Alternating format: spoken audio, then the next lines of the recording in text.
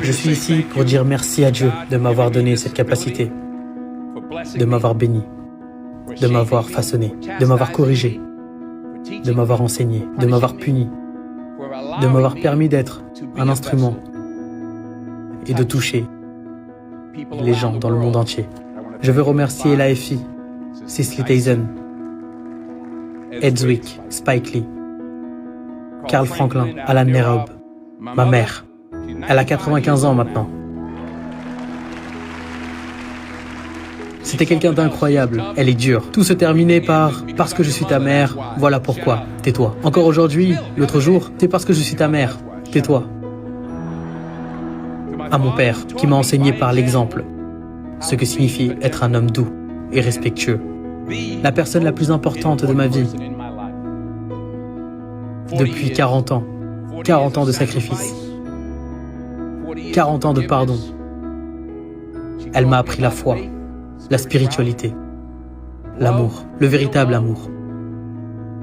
L'amour inébranlable, malgré mes erreurs. Je ne serais pas en vie sans Pauletta Washington. Je ne serais pas en vie. Les petits esprits parlent des autres, colportent des commérages. Les esprits moyens parlent des événements. Les grands esprits parlent des idées. C'était Eleanor Roosevelt. Mais c'était aussi le père de Pauletta, mon beau-père. C'était un grand homme. Il m'a tellement appris sur ce que signifiait vraiment être un homme.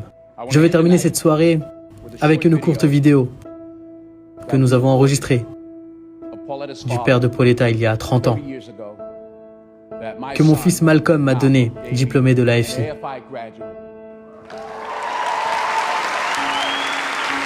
Juste une courte vidéo de 30 secondes.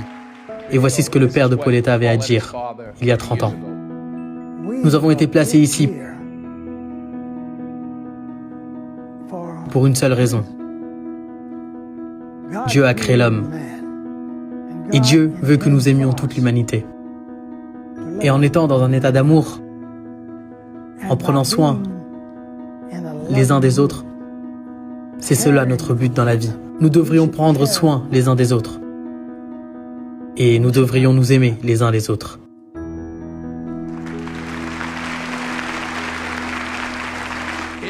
Dans ce monde de Twitter, de tweets, de mèmes, de méchanceté que nous avons créé pour nos enfants,